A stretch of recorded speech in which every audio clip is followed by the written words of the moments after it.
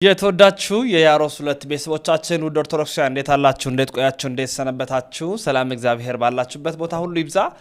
ያሮስ ሁለት አንዲት ርዕሰ ጉዳይ መዘን በዛ ርዕሰ ጉዳይ ላይ ተያያዥ የሆኑ መረጃዎችን የምናቀርብበት ቻናላችን ነው። ሁላችሁም ሰብስክራይብ አድርጉ እባካችሁ። ኦርቶዶክሳውያን ላይክ በማድረግ መረጃውን አዳርሱልኝ። ላይክ ስታደርጉ የዩቲዩብ አልጎሪዝም መረጃውን በቀላሉ ለሁሉም ስለሚያዳርስ ማለት ነው። ዛሬ እንግዲህ አንድ ርዕሰ ጉዳይ ነው የመጣሁት። ፍኖተ ጽድቅ እናጋልጣለን። ድብቅ የሆነ አጀንዳ የ33 ዓመት ከፍኖተ ሕይወት እስከ ፍኖተ ጽድቅ ሲካሄድበት የነበረው የታድሶ እንቅስቃሴው ስውሩ አጀንዳ ገሃድ ወጥቷል። ቀሲስ ዶክተር አባተ ጎዳና የጻፉት ጽሑፍ ነው። ከፍኖተ ሕይወት እስከ ፍኖተ ጽድቅ ከዛሬ 33 ዓመታት በፊት የተጀመረው የታድሶ እንቅስቃሴ የነውራቸው ነውር ቤተክርስቲያንን ለማጥፋት ቤተክርስቲያንን ዋጋ ለማስከፈል የሄዱበት ርቀት እነሆ ገሃድ ወጥቷል። እሱን ነው ማስደምጣችሁ። ትንሽ ረዘም ይላል፣ ግን እንድታረምጡ ስለምፈልግ ላይክ ያደረጋችሁ። ይህ ፍኖተ ጽድቅ ዛሬ ከመድረሱ በፊት የነበሩ 33 ዓመታት ላይ ቤተክርስቲያን እንዴት ባለ መልኩ ሊያጠቋት እንደሞከሩ ከውስጥ ሆነው ቤተክርስቲያን ለመበረዝ የሄዱበትን ርቀት የማስደምጣችሁናል። ሁላችሁም ላይክ በማድረግ በፍጹም ጽናት እንድታረምጡኝ እሻለሁኝ። ወደ ቪዲዮቹ በቀጥታ ከፍኖተ ሕይወት እስከ ፍኖተ ጽድቅ ቀሲስ ዶክተር አባተ ጉበና እንዲህ የሚል ነገር ጽፈዋል። ከፍኖተ ሕይወት እስከ ፍኖተ ጽድቅ የተሃድሶ የ33 ዓመታት ጉዞ ይላል።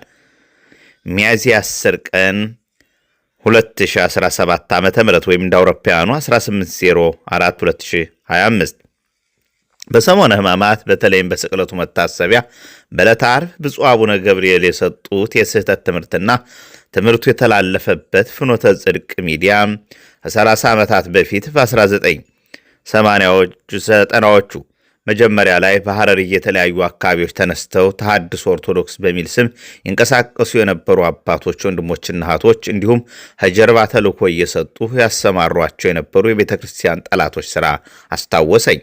ስለ ብፁዕነታቸው የስህተት ትምህርት ብዙ ሊቃውንት መጽሐፋዊና ትውፊታዊ መሠረት ያለውን ነገረ መለኮት መልስ እንደየችሎታቸው ሰጥተውበታል። ነገሩም በሰሞነ ሕማማት በዕለተ ዓርብ በብፁዕ ጳጳስ አንደበት በአዳራሽ ውስጥ በግልጽ ስለተነገረ በሚዲያም በይፋ ስለተሰራጨ ነው እንጂ ላለፉት 30 ዓመታት በየጊዜው ጠያቂዎች ጥያቄ ባነሱ ቁጥር መልስ ሲሰጥበት የኖረ ጉዳይ ነው። አሁንም ሆነ ከዚህ ቀደም መልስ ከሰጡ ሊቃውንት የተለየ አዲስ ነገር ልናገር ወይም ልጽፍ ስለማልችል እንግዲህ በተለይ በድግመ ቃል ላደክማችሁ አልፈልግም። በዕለቱ ከተሰጠው የስህተት ትምህርት ከተላለፈበት ሚዲያ ጀርባ ላለፉት 30 ዓመታት ሲመቸው በመድረክ ላይ ባቢ ቃል ሳይመቸው ደግሞ በየጎዳናው በለውሳ ሲዘዋወር የኖረው የተሐድሶ ኦርቶዶክስ እንቅስቃሴ ውስጡን አድሮ ዛሬ በዚህ መልኩ መገለጡ አሳሳቢ ነው። ይህ ለ3 አስርት ዓመታት በቤተ ክርስቲያን ውስጥ የውዝግብ ምክንያት እየሆነ ሲያስቸግር የኖረ እንግዳ ትምህርት የተወሰኑ ወንድሞችና እህቶች ከማሰናከሉ በቀር መልስ እያገኘ የመጣ ጉዳይ ነው። ይልቁንም ተወዛግቦ ማወዛገቡ በብፁዕ ጳጳስ ደረጃ ለአደባባይ መብቃቱ ደህና ተመሳሳይ ይዘት ያላቸው ትምህርቶች በብፁዕነታቸው መደጋገሙ የዕለተ ስቅለቱን ትምህርት የተጠና ወይስ አጋጣሚ የሚለውን ሰከን ብለን ለማጤን ያስገድደናል። እኔም ዛሬ 33 ዓመታት በፊት ያየሁትንና የሰማሁትን ከሌሎች ወንድሞችና እህቶች ጋር ሁነን ስንታገለው የነበረውን የዓይንና የጆሮ ምስክር የሆንኩበትን የተሐድሶ ኦርቶዶክስ የሐረርጌ አካባቢ እንቅስቃሴ ሁነት ለማካፈል ምናልባትም ተያያዥነት ያለው ከሆነ የችግሩ ስፋትና ጥልቀት በጥንቃቄ እንድናየው ለማድረግ ይችን አጭር ጽሑፍ መጻፍና መለጠፍ ተገቢ መስሎ ታየኝ። 30 ዓመት በፊት በሐረርጌ ሐረር፣ ድሬዳዋ፣ አሰበ ተፈሪ፣ ሂርና ሌሎችም አካባቢዎች ተሐድሶ ኦርቶዶክስ በሚል ጽንሰ ሐሳብ የተነሱ ወንድሞችና እህቶች አልፎ ተርፎም አንዳንድ አባቶች እንደ ሰሞኑ ትባላለች አትባልም፣ አለባት የለባትም፣ ነች አይደለችም እያሉ ተቸግረው ሲያስቸግሩ እንደነበር በወቅቱ በአካባቢው የነበሩ አባቶች፣ ወንድሞችና እህቶች የዋን ምስክሮች ናቸው።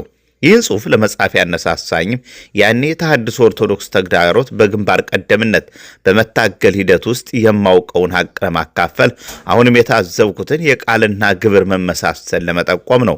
በወቅቱ በአካባቢው የነበርን ሁሉ እንደምናስታውሰው በዚያን ጊዜ ተሐድሶ ኦርቶዶክስ በሚል ሐሳብና ተግሳጽ የተነሱት ወንድሞችና እህቶች በአድባራትና በገዳማት ውስጥ በሚደረጉ መሐሌት፣ ሰዓታት፣ ቅዳሴ፣ ምህላ፣ ጸሎት እንዲሁም ከነዚህ ጋር ተያያዥ ስርዓት ላይ መሳተፍ ጊዜ ማባከን ነው ይሉ ነበረ። እነዚህ ወገኖቻችን ማህሌቱ፣ ሰዓታቱ፣ ቅዳሴው፣ ወንጌል አይሰበክበትም፣ ይልቁንም በአዳራሽ ውስጥ ንጹህ ወንጌል ብቻ ሲሰብኩ በዘመናዊ የሙዚቃ መሳሪያ የተቀነባበሩ ኢየሱስን ማዕከል ያደረገ መዝሙሮች ሲዘምሩ መዋልና ማደር ይሻላል የሚል አመለካከት ይዘው ነበረ። ስለዚህ ቤተ ክርስቲያን በማህሌት፣ በሰዓታት፣ በቅዳሴና በመሳሰሉት ስርዓተ ጸሎት በምታከብራቸው አበይት በዓላት ላይ ሆን ብለው የአዳራሽ ስብከት እያዘጋጁ ትክክለኛ የወንጌል ተልእኮ ይህ ነው እያሉ በቃልም በተግባርም ይቃወሙ ነበር። እነዚህ ቡድኖች በቤተ ክርስቲያን ድንጋይ፣ መስቀል፣ እንጨት፣ ብረት፣ ድንጋይን፣ መስቀል፣ እንጨት፣ ብረት፣ ጠበልን፣ ውሃ፣ መጽሐፍትን፣ ቀለምና ወረቀት እያሉ ከመንቀፍ በተጨማሪ በረከት ለማግኘት ብለው የሚስሟቸውን ወይም የሚሳለሟቸውን ኦርቶዶክሳውያን ምዕመናንም ቁሳቁሳ አምላኪዎች ያልነበራቸውን ያልዳኑ እያሉ መናቅና ማዋረድ፣ ማጥላላትና መሳደብ የዕለት ተዕለት ተግባራቸው ነበር። በዚህም ሳይበቃቸው የጌታን፣ የእመቤታችንን፣ የመላእክትን፣ የጻድቃንን፣ የሰማዕታትን መታሰቢያ በዓላትን በጊዜ ቀመር እየቆጠሩ በበዓለ ንግስ ከማክበር ይልቅ በየቀኑ ኢየሱስን በልብ ውስጥ ማንገስ፣ በአዳራሽ ተሰብስቦ ወንጌልን መማር፣ ለእርሱም በአካል ሳይሆን በመንፈስ መስገድ ይሻላል ይሉ ነበረ። የቃልና የተግባር ተቃውሞ በዚህ አይቆይም። ወደ ቤተ ክርስቲያን ለቅዳሴ ማልዶ ከመሄድ ይልቅ በመንፈስ ወደ ቀራንዮ መገስገስ፣ ጠበል ከመጠጣት ወይም ከመጠጣት ይልቅ በኢየሱስ ፍቅር መጠመቅ ወይም ደግሞ የኢየሱስን ፍቅር መጠጣት፣ መስቀል ከመሳለም ይልቅ ከመሳም ወይም ከመሳለም ይልቅ የኢየሱስን መከራ ማሰብ፣ በምክረ ካህን ወይም የንስሐ አባት ወይም ደግሞ በጸሎት ጻድቃን ከመታገዝ ይልቅ በቀጥታ ኢየሱስ ጋር መነጋገር፣ ከመጠመቅ ከመቁረብ ይልቅ የጌታን ጥምቀትና የጌታን እያሰቡ መኖር ወዘተ የሚሉ ሁሉንም ምዕመናትና እምነትና ምስጢራት ቤተ ክርስቲያንን ነገር ከአካላዊና ከተግባራዊ አውጥቶ ወደ ሐሳባዊነት የመለወጥ ፕሮቴስታንታዊ ሂደት ይከተሉ ነበረ። በጠቅላላው በኦርቶዶክሳዊ ተዋሕዶ ቤተ ክርስቲያን የእምነትና የምስጢራተ ቤተ ክርስቲያን መገለጫ በሆኑት ነገሮች ሁሉ ላይ ንቅለ ተከላ በማድረግ ተግባራዊ ክርስትናን የማጽዳት ሂደት ጀምረው ነበር። በወቅቱም ይህን ተልእኮ እንደየግለሰቡ የመረዳት አቅምና ደረጃ በተጠና ሁኔታ ቀስ በቀስ እንዲፈጸም እናንተ ባታምኑበትም ነጠላ ለብሳችሁ ቤተ ክርስቲያን እየተሳለማችሁ በመስቀል እየተባረካችሁ ጠበል እየጠጣችሁ በጥንቃቄ አድሱ የሚል የስምሪት ስልትና መመሪያ ተቀብለው ተመሳስለው በልዩ ጥንቃቄ ይንቀሳቀሱ ነበር። ነገር ግን ተልእኮ ከተቀበሉ ወንድሞችና እህቶቻችን መካከል የተሰጣቸውን ያፈጻጸም መመሪያ በመዘንጋት የሚሆን ትዕግስት በማጣት ወይም የቤተ ክርስቲያን አምላክ ባወቀ ገንዘብ መንፈስ ቅዱስ ፊታቸውን ጸፍቶ አፋቸውን ከፍቶ ስላናገራቸው በየመድረኩ ላይ ሲዝረከረኩ ነገሩ ሊጋለጥ ችሏል። ይህን በተጠና ስልት በረቀቀ ዘዴ በቤተ ክርስቲያን ላይ የዘመተ የተሃድሶ እንቅስቃሴ በመመከት ሂደት ውስጥ እጅግ በጣም በሚያሳዝንና በሚቆጭ ሁኔታ ብዙ የጠፉ የዋሃን ወንድሞችና እህቶች ቢኖሩም ለኦርቶዶክሳውያን መንቃት እድል ሰጥቷል። በመጠኑም ቢሆን ተልእኮ ተቀብለው ቤተ ክርስቲያን እናድሳለን በሚል ፕሮቴስታንታዊ ለማድረግ የተነሱ አዳሾችን መሰሪ ሂደት ለመግታት የቀሩትን በኦርቶዶክሳዊ እምነታቸው ለማጥናትና ለመጠበቅ መጽሐፍ ቅዱስን ትኩረት ሰጥቶ ለማጥናት ከቤተ ክርስቲያናዊ ትውፊትን ከቅዱስ ወንጌል የመዳን መልእክት ጋር አስተባብሮ ለመስበክ እንዲቻል ምክንያት ሆኗል። የሚገርመው ነገር ከ33 ዓመታት በኋላ ሚያዝያ 10 ቀን 2017 በሰሞነ ሕማማት በተለይም በስቅለት መታሰቢያ በዕለተ ዓርብ ብፁዕ አባትን ጨምሮ ከቤተ ክርስቲያኖች በአዳራሽ በመገኘት ሕዝቡን በየአድባራቱ ሂዶ የዓርብ ስቅለትን የግብረ ሕማማትን ንባብ እንዳይሰማ ስርዓተ ስግደቱን እንዳይፈጽም ቤተ ክርስቲያን ለይቶ በአዳራሽ ውስጥ ከቶ ማዋል ራሱን ችሎ ስልታዊና ስሌታዊ የሆነ ተግባራዊ አፍራሽ መልእክትም አለው። ምክንያቱም በቤተ ክርስቲያን ተገኝተ የተለመደ ስግደት የምታደርግበት ኢየሱስን በልብ ይዘህ መከራውን እያሰብ በመንፈስ ስገድ እያሉ በኑፋቄ መርሲና ሲያሳድሩ የነበሩ የያኔዎቹ ተሐድሶ ኦርቶዶክስ ቀዳማውያን ዘማቾች ሲናገሩ ከነበረው አባባልና ሲፈጽሙት ከነበረው ተግባር ጋር ፍጹም ተመሳሳይ ነውና ሞት መጽላሎተ ሞት እንዲሉ ከተግባራዊው ተቃርኖ በላይ ብፁዕነታቸው እየደጋገሙ ድንግል ማርያም ቤዛዊተ ዓለም አትባልም ሲሉ በድፍረት መናገራቸው የስህተት ትምህርታቸውን ለመቀበል የሚፈሩ እንዳሉ ሲሰማቸው ደግሞ አትፍሩ እያሉ ደፍረው ለማደፋፈር የሄዱበት ርቀት ነገሩ ስር የሰደደ መሆኑን ያሳያል። የነገሩን ምንጭና ሂደት በጥንቃቄ እንድንመረምር ያስገድደናል። ይባስ ብሎ ብፁዕነታቸው ለትምህርታቸው መደገፊያ ብለው የጠቀሱት በእናቶች ዘንድ የተለመደው ነይ ነይ እምዬ ማርያም ቤዛ ነሽ አሉ ለዓለም የሚለውን ባህላዊ ዝማሬ ለመተቸት የሄዱበት ርቀት ተራ ዳጸ ልሳን ሳይሆን መዝሙሩን አሁን እየዘመሩት ያሉ እናቶችን ለማጠራጠር ወደፊት ለሚዘምሩ የሚችሉትን ለማሳፈር በቅል የተቀመረ ነው ብሎ ለመጠርጠር በቂ ምክንያት ነው።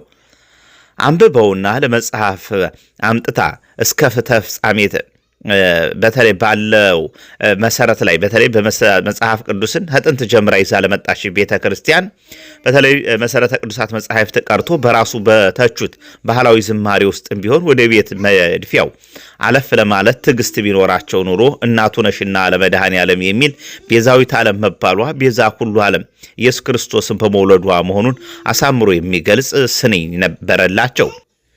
ይህን ባህላዊ መዝሙር የሚዘምሩ ምንም የነገረ መለኮት ዕውቀት የሌላቸው እናቶች እንኳን ቢጠየቁ በዚህ ጉዳይ ላይ ፈጽሞ አይወዛገቡም። ከጌታ ቤዛነት ጋርም አይጣረስባቸውም። ምክንያቱም ቅድስት ድንግል ማርያም በመስቀል ተሰቅላ ቤዛ ሆነችን አይሉምና። የተሐድሶ አስተሳሰብ አራማጆች ዋና ችግር መርጦ ማንበብ ነው። ሐሳብን ለመደገፍም ይሁን ለመንቀፍ ከመጽሐፍት የሚፈልጉትን መርጦ ብቻ ማለት ይቀናቸዋል። ብቻ ወይም ሶላ ፕሮቴስታንታዊ እንቅስቃሴ ሲጀመር በየምክንያቱ የሚያሰማው ዋና መፈክሩ ነው።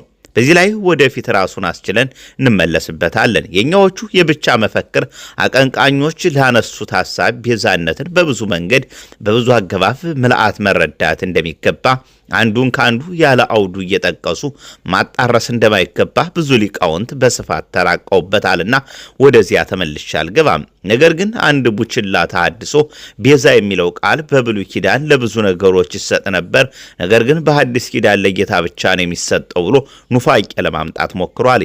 ለዚሁም ማስረጃ ይሆነኛል ብሎ ከመልክዓ ሕማማት ውስጥ ጌታ ቤዛ የተባለበትን መርጦ ለማቅረብ ሞክሯል።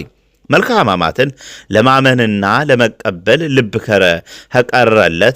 ከቀረለት ቅዱስ ኤፍሬም፣ ቅዱስ ያሬድ፣ ቅዱስ አባ ጊዮርጊስ ዘጋስጫና ሌሎች አባቶች ቅድስት ድንግል ማርያምን ቤዛዊት ዓለም ብለው ያመሰገኑበትን መስቀሉን ቤዛ ብለው ያወደሱበትን ድርሰት የብሉይ ኪዳን ነውን?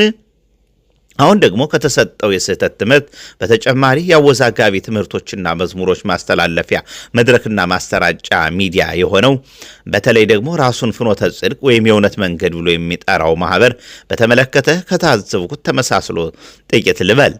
ፍኖተ ጽድቅ ነገረ ስራው ከዛሬ 33 ዓመት በፊት ወይም ከ30 ዓመታት በፊት ፍኖተ ሕይወት ማህበረ መድኃኔዓለም በሚል ስም 4 ኪሎ ጆሊባር አካባቢ የተቋቋመ የተሐድሶ ማህበር ጋር ይመሳሰልብኛል። እውነት ለመናገር ሁለቱ ማህበራት ግንኙነት ይኖራቸው አይኖራቸው አላውቅም። ነገር ግን ከሚታየው ተግባርና ከሚሰማው ድምፅ አንጻር በሁለቱ መካከል የቃልና የተግባር መወራረስ አለ። ይህን በቅርብ አዲስ አበባ ያሉ አባቶችና ወንድሞች በቅርበት ቢመረምሩት መልካም ነው። በጣም የሚያሳዝነው የፍኖተ ሕይወት ማህበረ መድኃኔዓለም መስራች በተለይ በ1983 ዓመተ ምህረት ወደ ሐረር የመጥተው የተወሰኑ ወንድሞችና እህቶች በሚስጥር መልምለው የተለየ ስልጠና ሰጥተው በማሰማራት የተሐድሶ ኦርቶዶክስ እንክርዳድ ዘርተው ቤተክርስቲያንን ሲያውኳት ነበረ። በዚሁ ምክንያት እንክርዳዱን ለመንቀል በተደረገ ትግል ተልኮ የተቀበሉ ዘማቾች ብቻ ሳይሆኑ አንዳንድ የዋሃን ወንድሞችና እህቶች ሳይቀር ጠፍተውብናል።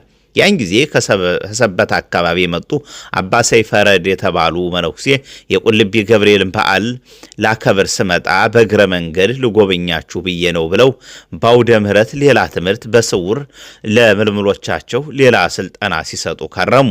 የቅዱስ ገብርኤል ዋዜማ ሐምሌ 8 ቀን አንዱ ወንድሜ በድንገት አባታችን ወደ ንጉሱ አይሄዱም እንዴ ብሎ ሲጠይቃቸው እዚህ እናንተ ጋር ቃለ ወንጌል መካፈል እኮ ባለ ንግስ ይበልጣል ብለው መናገራቸው ጥርጣሬ የፈጠረባቸው ወንድሞች መከታተል ጀምራሉ።